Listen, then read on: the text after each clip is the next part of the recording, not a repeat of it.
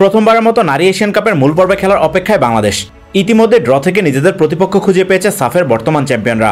এবার মূল দলের সঙ্গে অনূর্ধ্ব 20 দলের সামনের সুযোগ এশিয়ার মঞ্চে জায়গা করে নেওয়ার, যার জন্য পেরোতে হবে বাছাই পর্ব। অনূর্ধ্ব 20 নারী এশিয়ান কাপের বাছাই পর্বে অংশ নিচ্ছে 33টি দেশ। 8টি গ্রুপে বিভক্ত হয়ে খেলবে সবাই। বাংলাদেশ খেলবে জি গ্রুপে, যেখানে আগামী 6 আগস্ট প্রথম ম্যাচে বাংলাদেশের প্রতিপক্ষ গ্রুপের স্বাগতিক লাওস। এরপর দ্বিতীয় ম্যাচে 8 আগস্ট বাংলাদেশের প্রতিপক্ষ তিমুর লেস্তে। আর শেষ ম্যাচে 10 আগস্ট বাংলাদেশ খেলবে গ্রুপের সবচেয়ে শক্তিশালী দল দক্ষিণ কোরিয়ার বিপক্ষে। গ্রুপে চ্যাম্পিয়ন হতে পারলে মিলবে মূল পর্বে খেলার সুযোগ। অবশ্য গ্রুপে দ্বিতীয় স্থানে থাকলেও সুযোগ মিলতে পারে। 8 গ্রুপের দ্বিতীয় স্থানে থাকা দলগুলোর মধ্যে পয়েন্টের ভিত্তিতে 3 দলের মধ্যে থাকলেও মূল পর্বে খেলার সুযোগ মিলবে। অর্থাৎ সেরা 3 রানার্স আপের একটি হতে পারলে মিলবে মূল পর্বে খেলার সুযোগ। কয়েকদিন আগে ঘরের মাঠে অনূর্ধ্ব 20 নারী সাফের শিরোপা জয় করে বাংলাদেশ। এএফসির আসরে খেলার আগে যা আত্মবিশ্বাস বাড়াবে নিঃসন্দেহে। বাংলাদেশ কোচ পিটার বাটলার গ্রুপে দক্ষিণ কোরিয়াকে শক্ত প্রতিপক্ষ মানছেন। অবশ্য এই বাছাই পর্ব তার কাছে বাংলাদেশের জন্য বড় সুযোগ। The first game, I know we've got 3 games. First game's against Laos, and then we play Timor-Leste, and then obviously we have a game against Korea.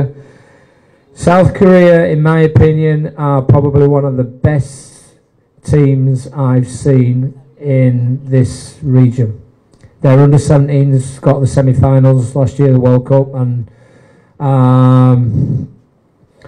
their under-17s will become obviously their under-20s this time round. So they're very, very talented group of players, very workmanlike, very fit, very strong.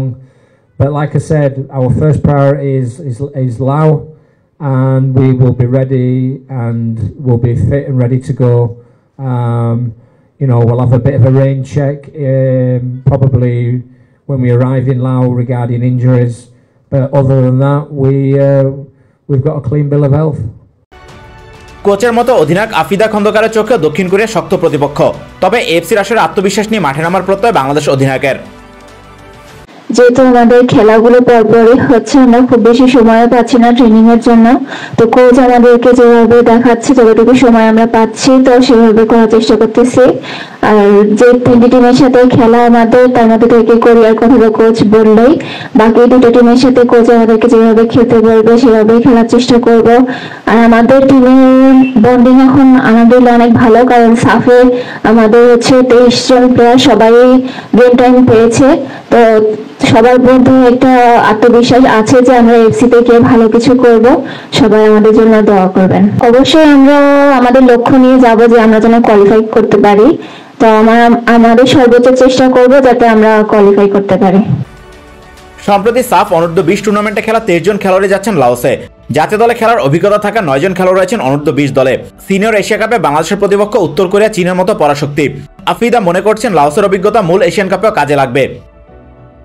এই ম্যাচগুলো আমাদের জন্য খুবই কাজে আসবে, কারণ আমরা তো নর্থ কোরিয়ার সাথে খেলতে যাব অস্ট্রেলিয়াতে।